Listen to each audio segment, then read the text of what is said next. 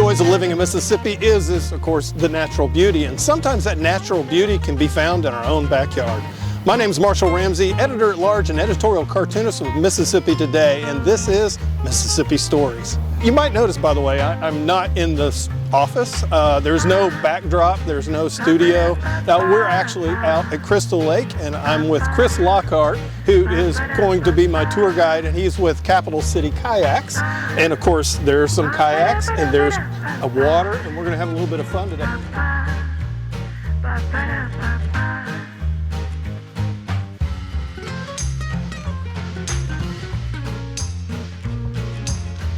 Let's talk a little bit about you for a second. So you're at Mississippi State, and I was asking you earlier what your degree was because I wanted to see how you go from Mississippi State to literally owning a kayak empire. And you do literally have that. You got a ton of boats now, you got 3 buses, a little bit. But what was your major and how did you end up here? My major was biology, education, environmental science. And so I went from just enjoying all the amenities that Jackson has to offer with the Pearl River, just going out on my own, fishing, paddling, just exploring the green side of the city. And people would always want to come, and it grew from there. You know, it's kind of funny because it's like I've been here 28 years, and I don't think I've ever paddled on, I know I've paddled on the reservoir, paddled on other lakes and everything else, but I've never been on the river itself, so I've never been in Crystal Lake. So this is kind of a cool experience. And I don't think a lot of people know about this. Yeah, it's one of those if you know spots, because if you're not looking for it, it's pretty hard to find. Yeah. But it's a huge natural oxbow that's right off the Pearl River. So it drains into the Pearl River, and it's just right on the opposite side of the levee, right within city limits. So at one time, this was actually the Pearl River. Exactly. It connected to it during the high water season, and it left a lake behind during low water seasons. Very good. And I see like there's people like backing boats, and it says it's a hot fishing spot as well. Yeah, it's a beautiful area for fishing, just light recreation. Too small to have jet skis and giant pontoons, but it's definitely a natural gem for bird watching, picking plants, and just looking at the natural flora and fauna that the city has to offer. There's a lot of history in this area too. This was like the area where the Gold Coast was back before, well, during Prohibition here in Mississippi, where a lot of people bought their liquor right there, not too far from here. But there was also a lot of industry in this area too, wasn't there? A lot of industry, from factories to plants to even, unfortunately, dumping sites here. So before it was this beautiful green space, it was a hot spot for gambling and a lot of juke joints. So it's a really good time. So it is a location of a Mississippi Blues Trail marker that can be found right here on the grounds. Oh, very nice. What's the story on that? Just like what we said before, it's known as the Gold Coast of Mississippi. It was a hot spot during Prohibition for gambling, juke joints, so it was just drinking and having a good time. So people called it going over the river. So how did all this get started? Like I said, you graduate, you enjoy the green side of the city and so forth. Did you ever think that you would end up owning literally a fleet? You're like your own Navy now. So at the time, back in 2013, I graduated in 2012. Got settled in here and was just exploring spots like LaFleur's Bluff State Park, paddling at the reservoir, sliding in creeks and stuff off the side of the interstate. And, you know, people would always say, hey, where are you at? I want to come. They think I'm out of state, but the whole time I'm just right down the road. And so during the height of social media, you post a picture, people ask questions, where are you at, where are you going? And it grew from there because people just couldn't believe you could go kayaking right here in the city. That's right. That's right. So tell us a little bit about who's your average customer? My average customer, when I first started off, it was a lot of tourists. Yeah. People don't believe that people actually come to Jackson just for tourism. So I get a lot of people from out of the country, Really? people passing through. But then once COVID hit and people were stuck in place, couldn't figure out what to do, where to go, and then that's when the locals began to find out about it. Yeah. So it grew from me servicing primarily out-of-towners, and now I have a nice, healthy bunch of people that just live in the area that want to try something new. So you got regulars? Whole lot of regulars. That's so awesome. I have people that, hey, it's just part of their monthly routine. We're going kayaking this month. The weather's nice. Oh, that's nice. Yeah, today's perfect, by the way. It's hard to believe it's October. Gorgeous. It feels 86 degrees at the end of October. So one of the things that I was looking at some pictures of you, with, you know, the Vicky King shot. Did a great job on that. And there was like people were worried about falling out of the kayak, and it was like literally this deep. So yeah, that's one of the biggest concerns a lot of people have is safety, because average person in Mississippi probably has limited swimming experience just because we don't have a lot of accessible pool areas and swimming holes. Yeah. So, you know, one of my jobs as a tour guide is to ensure that everybody has a safe and wonderful experience, and I tell them that, hey, the likelihood of you tipping this kayak is pretty slim, but if it does, watch this, and then I hop out the boat and we're in knee-deep water. Yeah, and they were like, Yeah. All right, now let's go do it. I And got then they're this. ready to tackle an adventure knowing that, hey, I don't have to go swimming. So my son was joking with me on the way out. I have a children's book out. One of the characters is an alligator. He said, please don't get eaten by Mr. ML is the name of the alligator. Are there alligators in this one? Well, this is a natural body of water in the Okay. state of Mississippi, so there is a chance that we may or may not see an We alligator. might see an alligator. But it may be 86 degrees, but that water is really cold. Yeah, so about to we say, if probably they're won't even see any. moving, they're sluggish at this point, yeah. But they are not an issue here in the state of Mississippi. They still have a healthy natural fear of humans. So if we do see one, just know it saw us a long time ago and it's actively trying to avoid us. Yeah. By the way, kids, never feed alligators, okay? Never. It's just not a bad thing. It's not a good thing, I mean, to feed them. It's terrible on that. Well, is there anything else? Like I said, you're up to 3 buses now, and you said 40 boats? Close to 100. Close to 100. Okay. Lots and lots of Okay, boats. I just dissed you. I apologize. You're up to 100. What's it feel like to be a small business person? It's definitely a rewarding experience knowing that I can share my love for what I do with everyone else. Yeah. And just on the scale that I'm able to do it. Instead of just 1 or 2 people, my largest group that I had a group of 55 people from Texas that came out. It was a church group that were just passing through, doing some Habitat for Humanity work, and one of their things in their itinerary was to come kayaking. So we loaded all 50 of them up in life vests and safety equipment. We gave them a little how-to, and we went out and had a great time. That is awesome. That is awesome. It's kind of neat that they found you, too. Absolutely. So it's one of those that even though we may be a small business, it's a big name at the end of the day. So how does it feel, seriously? You get up every morning thinking, I can wear shorts to work. I can wear shorts, decide if I want to keep my Crocs in sport mode or not. Yeah. So that may be the only Croc we see today. this is the only Croc we're going to see today. Okay. Well, actually, there are no Crocs. They're alligators. There's a difference there. Big difference. So there you go. I don't know who's got a cooler job, though. Seriously, you who get to do this for a living, or me who gets to hang out with you today. Hey, I think I take the cake on that one. I think you do win. I get to draw pictures, though, and make fun of people. That's kind of fun, I get too. to point at stuff and swim in the water all day. Okay. You win on that. Hey, how can people find you on the internet? Capital City Kayaks at gmail.com is the contact information. Capital City Kayaks on all search engines, TikTok, Facebook, Instagram, all the above. Nice. Well, I'm going to try to take some pictures today and post it on my social, too. Oh, that'd be great. Thank you, sir. This is appreciated. This is Absolutely. going to be fun.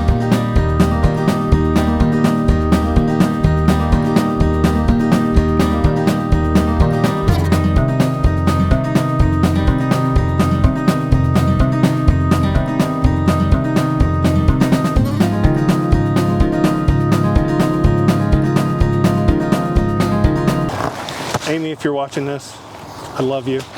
And I tell you what, this could not be a more beautiful day, and I'm like pumped about getting to do this today. This is going to be a lot of fun. I just can't believe how beautiful this is. Really. I mean, literally, you hear the sound of the interstate. Right there. Yeah. Urban ecotourism, like this body of water, it twists and winds all the way underneath I-55. It goes under 220. It's not 220, I-20. It's gorgeous under there too. Oh yeah. So this is a pretty good sized lake. Oh, it's huge. It's a true oxbow, so it's like a 4-mile horseshoe. Oh, is it? Okay. Full of coves, nooks, crannies, islands. Got a healthy bird population, a lot of fish, a lot of turtles. See a bunch of, you're gonna see a whole lot of frogs jumping in the tall grass. This is my favorite time of year right here. Everything starts turning colors all at the same time. Yeah.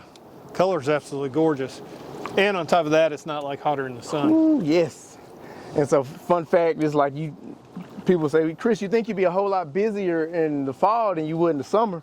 It could be 1,000 degrees out here and I'll be slam packed. But as soon as it's like a beautiful 81-degree crisp day, it's real slow. But it's Mississippi, so on Saturdays and Sundays, guess what we're doing? Watching football. We sit at a higher elevation than the Pearl River does. So like right now, the deepest point out here is like 6.5 feet. I'm touching the bottom. This is a 7-foot paddle, by the way. So it doesn't flux with the river level? Now, the only time there's a major flux is when the Pearl River is already at flood stage, because this drains into the river. Okay. So if the river's already at flood stage and this can't drain out, it just continues to feel like a bowl. I tell you what, we live in stressful times. This is a very good place to come. Man, people say all the time, Chris, you must have zero issues. I'm like, nah, I'm at peace. Yeah. Like, this is my office. I always make a joke about wherever I go someplace, this is my office today, but this is your office every day. Oh, yeah. That's really nice. And that's the good thing about Mississippi. Our winters are so mild that, like we said, it's late October and it's all of 84 degrees right now. Right. And the water's not bad either. Nah, it's comfortably cold. It goes an egret. So my favorite bird that I've seen out here, I've seen roseate spoonbills out here. Have you really? Yeah, I like to call them the Mississippi flamingo, or the fat flamingos, because from a distance that's what they look like. So I imagine you have herons, all kinds of prey. Birds Lots of of herons. I've seen bald eagle out here flying by. You have seen a bald eagle? Yeah. Herons, bald eagle, lots of egrets. Pelicans have come through. A lot of red-winged blackbirds, a whole lot of native species. Fun fact, a lot of bats out here too. So late in the evening, during the golden hour, once the bugs start getting active, that's when the bats come out.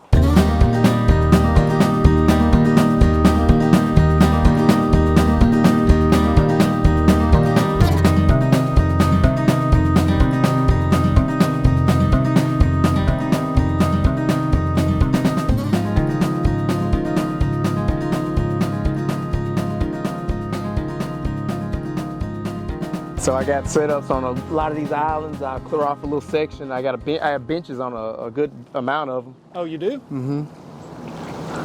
So people can stop and have a lunch? So I have people that'll pull up, have a little picnic, just sit on the islands all day, read a book. I'm just seeing all those people go by slowly in traffic, and I'm glad I'm not them. Glad I'm here. So there was a very small window where, when the advertising companies, Lamar, cut the trees down, where people say, yeah, Chris, I saw y'all out there on the water and we're driving by. I was like, oh, that's bittersweet. Visibility, but at the same time, boo, they cut the trees down. Yeah, it looks like the trees are making a comeback. Yeah, they're definitely making a comeback, and I'm here for it. There's almost a spiritual feel out here, it really is. It's just the calmness of being just adjacent to the city. Yeah. Anytime you can be in peace and calm near the stack.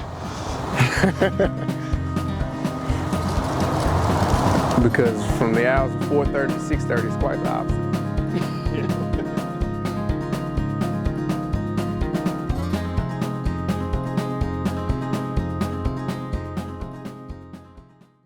There's one of my friends up there. See What's the top up? of his head? There Mr. he ML? Yeah. Let's see how close he'll let us get, or lack thereof, because he's just going to go on down and skedaddle. So there was always, for like the past 5-6 years, there was this one really big one out here. It was 12 feet. He's a big one. That's probably about a 7 or 8 foot one. So they got a 12-footer out here earlier this year. Oh, really? He's been out here for years. And he's one of those that I see him on average once a month, because when they get that big, they'll come up for their breath of air and stay down for the entire day. Yeah. And he was big enough to where when he swam through the water, he left a wake behind him. Ooh. Like, he was huge. Yeah, you can always tell between their nose and their eyes. They say on average for every inch is about a foot. Yeah, about a foot. That's a big one right there. And once again, they don't really pose a threat to us. They see us coming, we see them. He's not interested in us. No, he's chilling.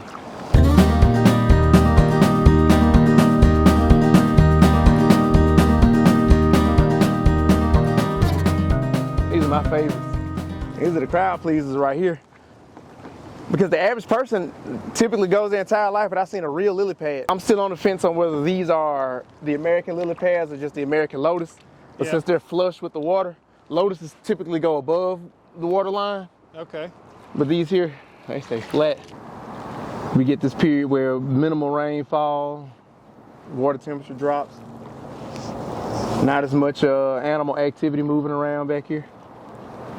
Aside from a bunch of fish, a lot of giant turtles back here moving around. I will say that these plants do contribute to a lack of biodiversity underneath, because that's kind of what they do. They just grow and they take over. But they also contribute to a lot of waste being taken out of the water. So whether if it's plant waste, animal waste, just the byproduct of just being so close to the highway. And that's one reason why I can assume it's very crystal clear back here.